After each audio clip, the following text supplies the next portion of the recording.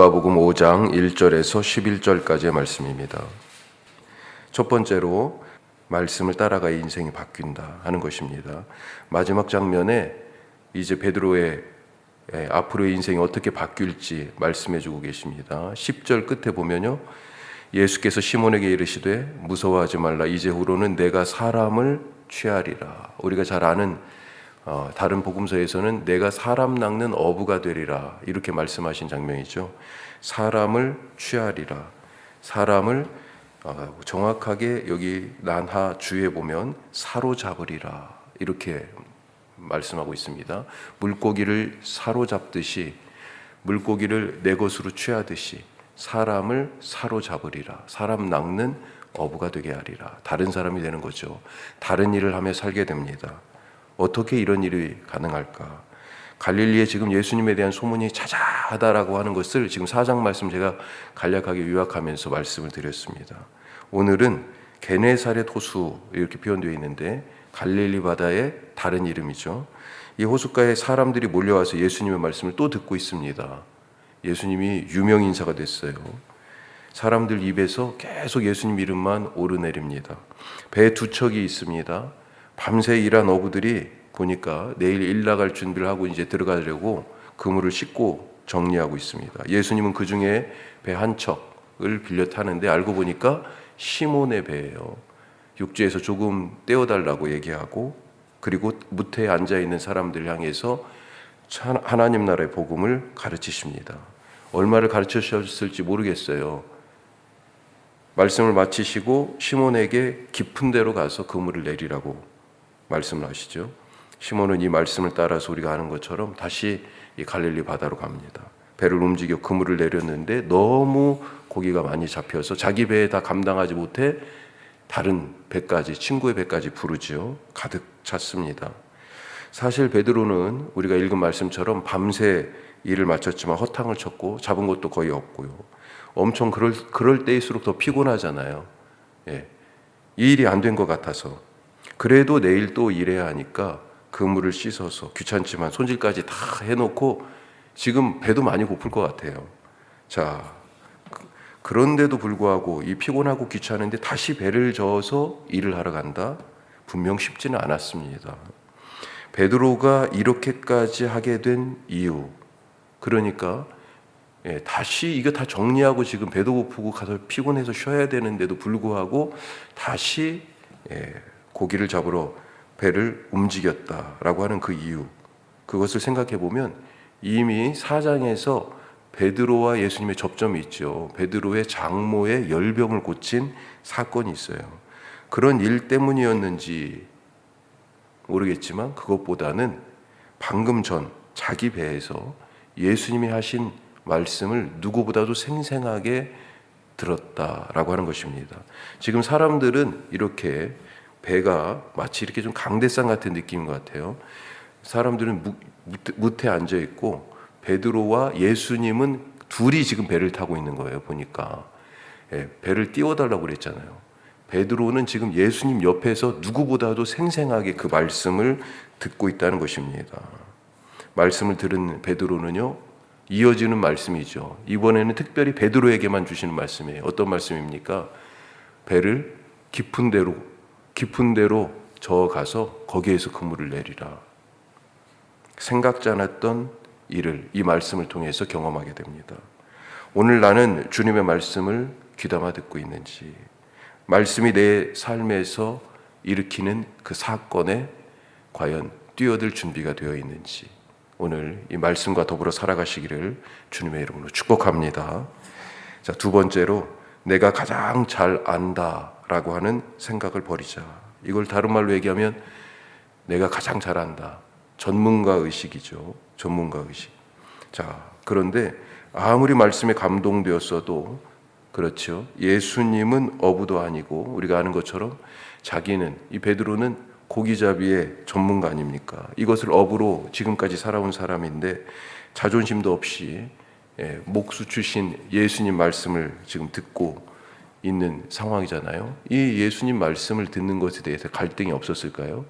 내가 이분이 이렇게 말씀을 잘 가르치긴 하지만 아니 이 바다는 이건 내가 더 잘하는 건데 예수님의 말씀을 다시 들어야 되겠다, 배를 움직여야 된다라고 하는 이 부분에 대해서 갈등이 전혀 없었을까요?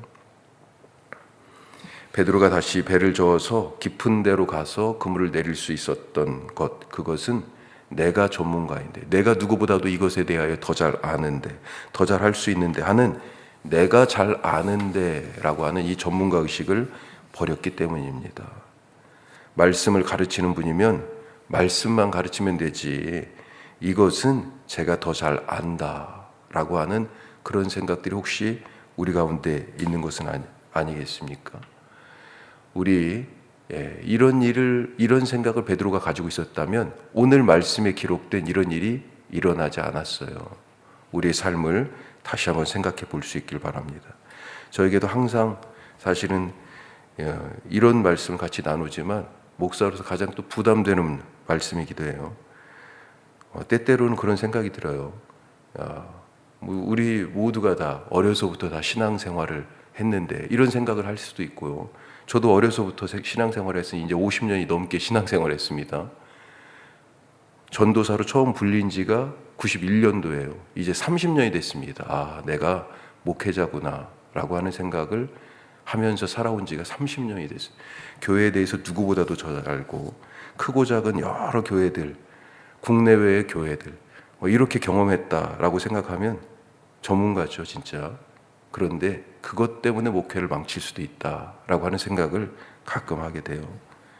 예수님의 말씀을 듣지 않고 내가 이 부분은 더 잘 아는데 하는 생각이, 우리 다른 집사님들의 어떤 조언들이나 생각들을 대할 때 내가 더 잘 아는데, 이런 생각이 들 때가 있죠.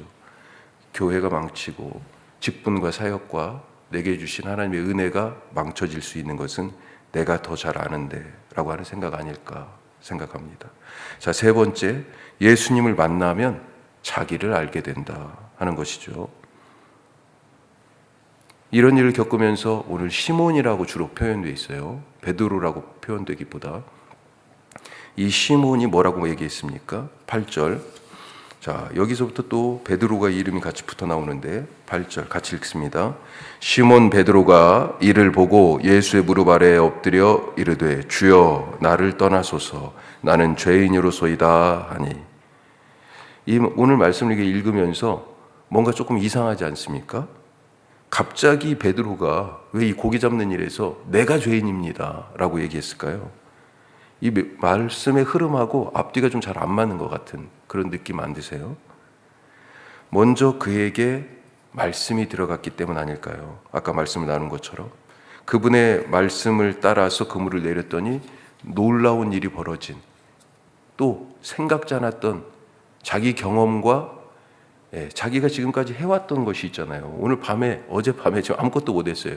이 경험의 선을 넘어선 하나님의 행하신 이 놀라운 일, 말씀과 하나님의 이 말씀이 일으킨 사건, 이것을 보면서 지금 놀라 자빠지는 거죠. 그는 예수님의 말씀과 지금 눈앞에 펼쳐진 일을 보면서 이 예수님이라는 분이 어떤 분이신가 라고 하는 것을 보게 된 것입니다. 예수님을 보게 되면 자기를 보게 된다. 이건 오늘 날짜에 해당하는 이 묵상집의 말씀의 지금 표현입니다. 이렇게 돼 있어요. 그는 예수님을 보게 되면서 자기를 보게 된 것이다. 이사야 얘기를 하죠. 이사야가 천사들이 거룩 세 번 거룩이죠. 가장 거룩하신 분, 하나님을 찬양하는 그런 천상의 예배 장면을 통해서 하나님께서 누구를 보낼까, 이 세상에 이 복음을 위하여 누구를 보낼까라고 하는 그 소리를 듣고 저요라고 얘기하는 그런 장면이 나오죠. 그런데 그 전에 뭐가 있어요? 그 하나님의 거룩하심을 경험하고 나서 내가 부정한 자, 내 입술이 부정한 것을 보게 되었다라고 하는 것입니다. 에레미야는 어떻습니까? 하나님이 부르실 때 나는 아이입니다. 하나님의 말씀을 그렇게 감당할 만한 사람이 아닙니다. 모세는요 어땠습니까? 나는 입이 뻣뻣하고 혀가 둔한 자입니다. 나는 하나님의 이 주신 사역을 감당할 만한 자격이 없습니다. 바울은 어땠어요? 나는 죄인 중에 괴수입니다. 이런 고백을 했습니다. 내가 죄인입니다.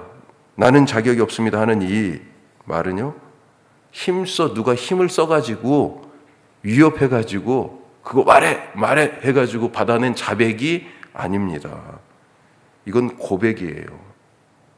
하나님의 현존, 예수님의 말씀, 그리고 그 말씀이 일으키는 사건, 거기에 맞닥뜨리니까 나올 수밖에 없는 고백이에요. 내가 자격이 없고 내가 감당할 수 없다는 것을 아는 것입니다. 내가 그런 사람이라고 아는 거예요. 아마도 베드로는 하나님 나라에 대한 예수님의 말씀을 듣고 나는 할 수 없습니다. 나는 그 나라에 적합하지 않습니다. 내가 죄인이었습니다. 라고 하는 그런 심정 아니었을까요? 주님을 만나고도 자기가 하는 말이 얼마나 무지한 것인지, 자기 생각이 얼마나 편협한지, 자기 주장이 얼마나 오만한지, 자기 행위가 얼마나 가식적인지 그것을 알지 못한다면 얼마나 아쉽고 불쌍한 일입니까? 십자가에서 죽으신 예수님을 보면서 내 죄 때문에 죽으셨음을 아는 사람, 그 사람은 오늘도 내가 죄인입니다 라고 하나님 앞에서 고백하는 그런 사람입니다. 우리가 오늘 이 고백으로 살아가실 수 있길 바랍니다. 그가 이 대림의 계절에 진짜 예수님을 기다리는 사람이고 그 기다림의 끝에서 예수님을 만나는 사람이고 오늘 베드로처럼 삶이 다시 세팅이 되는, 하나님께서, 예수님께서 새로운 사명과 새로운 일을 통해서 하나님 나라에 함께 하도록 부르시는 그런 사람이 될 것입니다.